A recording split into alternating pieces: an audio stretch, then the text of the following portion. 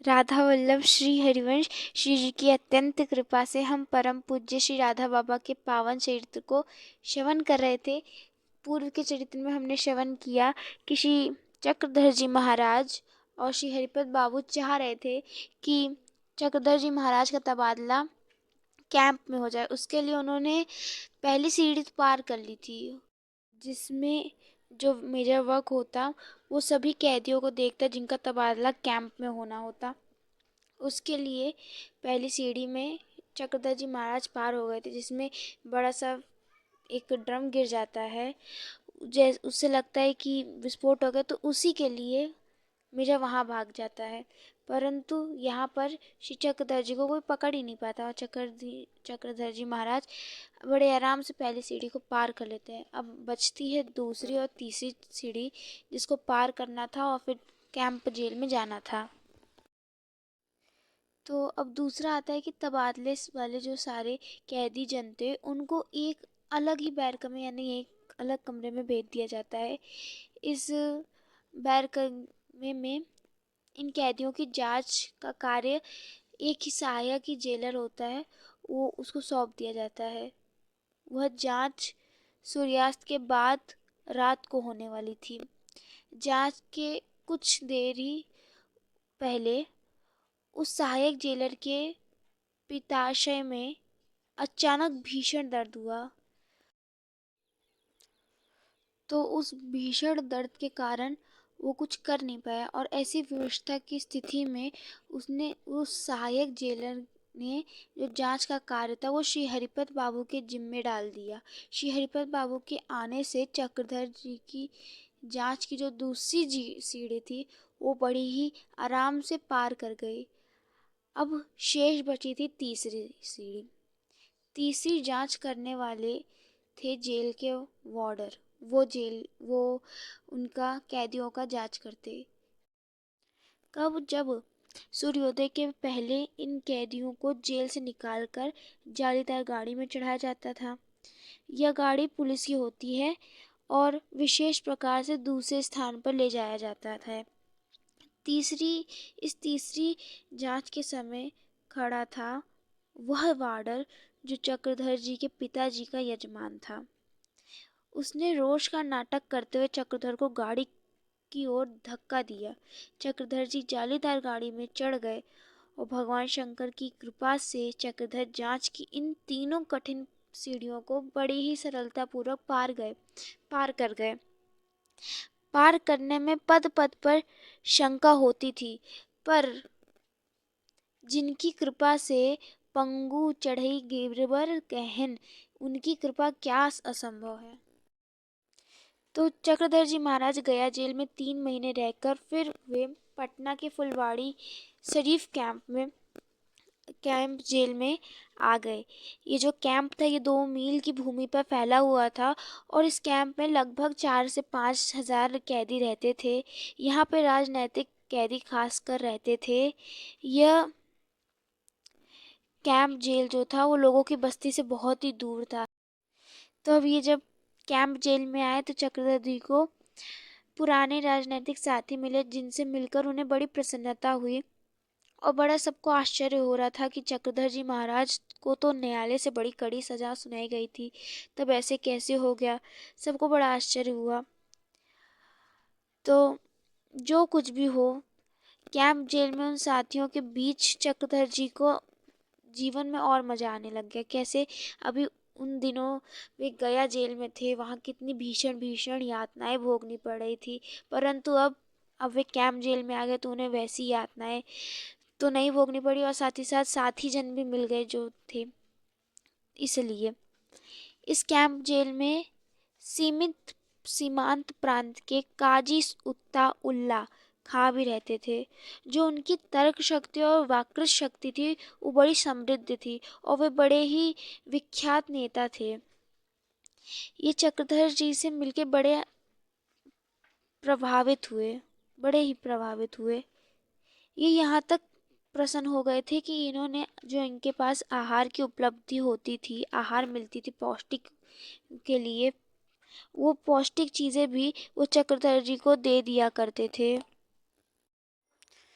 तो श्री चक्रधर जी महाराज वहीं पे रह रहे थे और ठीक सब चल रहा था। तो उस वक्त कैंप जेल में 4-5 हजार राजनैतिक नेताजन रहते थे। उन वे सरकार के विरुद्ध कुछ किए थे, इस कारण उनको यहाँ आना पड़ गया था।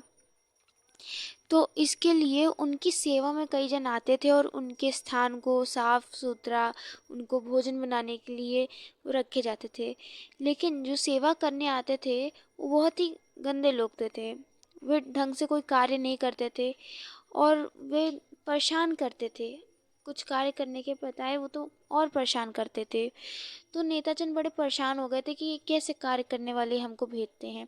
तो इसलिए जो नेताजन थे उन्होंने जाकर अधिकारियों से बोला कि ये जो लोग आप भेज रहे हैं ये बिल्कुल सही लोग नहीं भेजते, आप कार्य करने के लिए सेवा में दूसरे लोगों को भेजिए। परंतु वो बात टलती गई। अब यहाँ पर राजनीतिक नेताओं को सब कुछ ठीक नहीं लग रहा था। तो उन्होंने सोचा कि हमें हड़ताल करना चाहिए और उन्होंने हड़ताल किया। तो अब हड़ताल करने के लिए इसलिए गए थे जिससे कि हमारी बात मान ली जाए और सेवा में कुछ दूसरे लोगों को भेजा जाए। परंतु जब ये सब बातें अधिकारी जनों को पता चली तो उन्हें बड़ा क्रोध आया और ये सब क्या हो रहा है। तब उन्होंने लठधारी लोग जो लाठी लिए रहते हैं ऐसे 50 लोगों को वहाँ पे भिजवा दिया और बोला कि उन सबसे कहो, क्योंकि उस वक्त वे जो हड़ताल करने के लिए वहाँ बैठे थे उन नेताओं, वो एक पंक्ति में 50 लोग बैठे होंगे, कुछ बैठे थे एक पंक्ति में। तो ऐसे 50 लठधारी लोगों को बुलवाया। लठधारी कहने लग गए कि आप यहाँ से हटिए, तेज तेज आवाज़ में कहने लगे आप यहाँ से हटिए। परंतु नेताजी या नेता लोग जो थे वो अड़े थे और उसमें चक्रधर जी महाराज भी थे, परंतु वे हटते नहीं। अब इसमें क्या होता है, इसमें जो लठधारी थे उन्होंने सभी नेताओं के सर पे बहुत तेज तेज मार दिया, जिसके कारण कई नेताओं की तो मृत्यु हो गई। लेकिन परंतु चक्रधर जी महाराज को कुछ नहीं हुआ, वे पूरे अच्छे रूप से बच गए। और अब जो और बैठे थे वो भी नहीं मान रहे थे। अब कितने को लठ मारी जाए। तो अंग्रेजी सरकार ने सोचा कि जब ये लोग बातों से नहीं मान रहे तो कुछ और ही करना पड़ेगा। तो सोचा कि इन लोगों को बड़ी बड़ी बंदूक से मार दिया जाए। सिर्फ बहुत बंदूक की गोलियां ला के मारने का प्रयास किया, मतलब मारने का सोचा। परंतु लोग कहने लगे अगर आप ऐसा कर देंगे तो सारे भारतीय आपके विरुद्ध हो जाएंगे, फिर कैसे चलेगा। तो इस कारण आप ये सब ना कर आप ये करिए कि इन पूरे जो जेल कैंप है इसको आप मुक्त करवा दीजिए, जिससे ऐसा कुछ करना ही ना पड़े। तो अब मुक्त करने के लिए उस समय क्या होता था, कार्ड होता था, सबके पास कार्ड होता, जिस कार्ड को दिखा के हमें मुक्त होना रहता था।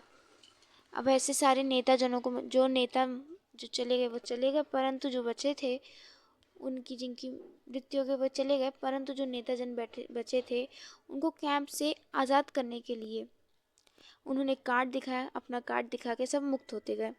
परंतु यहाँ पे बात फंस गई। बात क्या फंसी, बात ये फंस गई कि चक्रधर जी महाराज, उनको भी कैंप में कार्ड मिला था, परंतु उनका जो कार्ड था वो गुम गया। तो गुम गया तो जो कार्ड देख के बोल रहा था, उन्होंने जब चक्रधर जी महाराज से कार्ड मांगा तो उस वक्त चक्रधर जी महाराज के पास तो कार्ड था नहीं। तो चक्रधर जी महाराज ने कहा मेरे पास तो कार्ड है नहीं। तो क्या था, आप मुक्त नहीं हो पाएंगे। परंतु ऐसा नहीं था।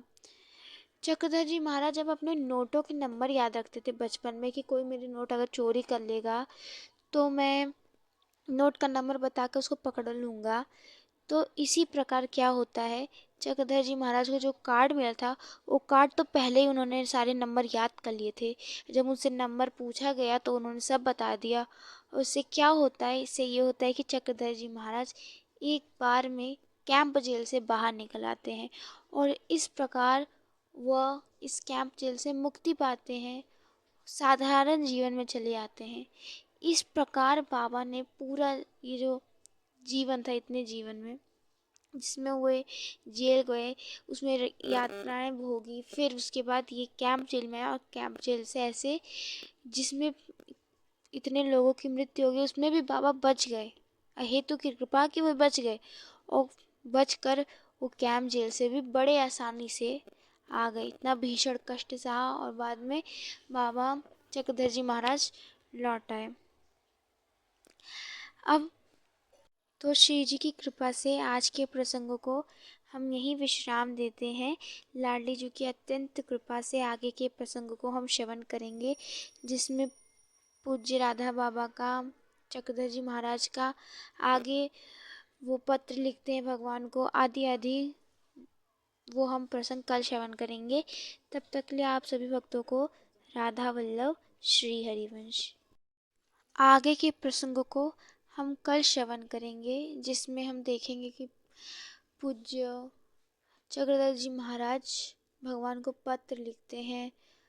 ये प्रसंग हम कल श्रवण करेंगे। लाडली जी की अहेतु की कृपा हम सभी पे बरस रही है और ऐसे हम बाबा के चरित्र को आगे श्रवण करते रहें। तब तक के लिए आप सभी भक्तों को राधा वल्लभ श्री हरिवंश।